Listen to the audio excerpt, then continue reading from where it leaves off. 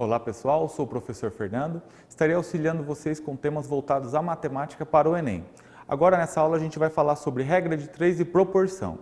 O que seria a regra de 3? Regra de 3 é um processo prático para determinar a partir de 3 valores conhecidos um quarto valor com o qual todos se relacionem proporcionalmente.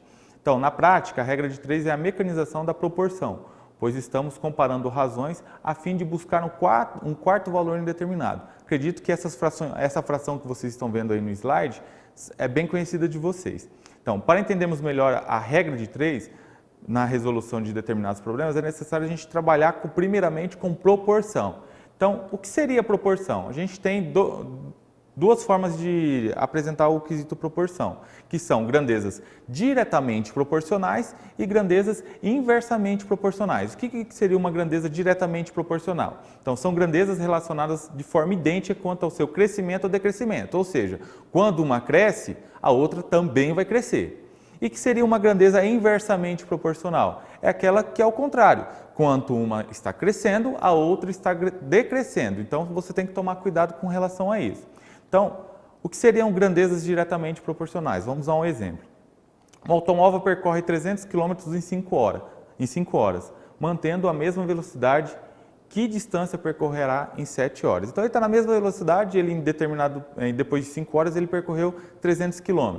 Então, note que, se o tempo aumentar, a distância também vai aumentar, porque estão em velocidade constante, mostrando que o problema é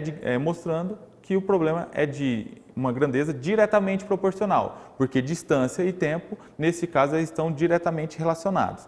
Então, a gente tem lá a fração 300 sobre D, que é igual a 5 sobre 7. Por quê? Porque a gente está comparando as proporções. A proporção de distância é diretamente proporcional à proporção de tempo.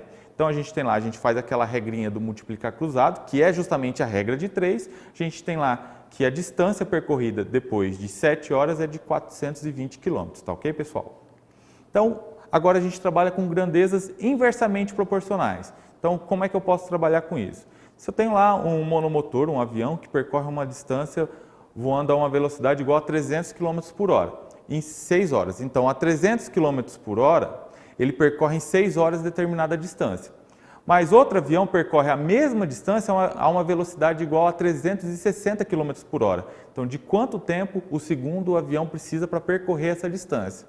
Está vendo que os dois problemas são parecidos, mas os focos são diferentes. Então, note que, se a velocidade aumentar, o tempo de percurso vai diminuir, mostrando que o problema é de grandeza inversamente proporcional. Então, quando eu aumento a velocidade, eu diminuo o meu tempo de percurso. Então, eu tenho lá que a velocidade de 300 foi para 360.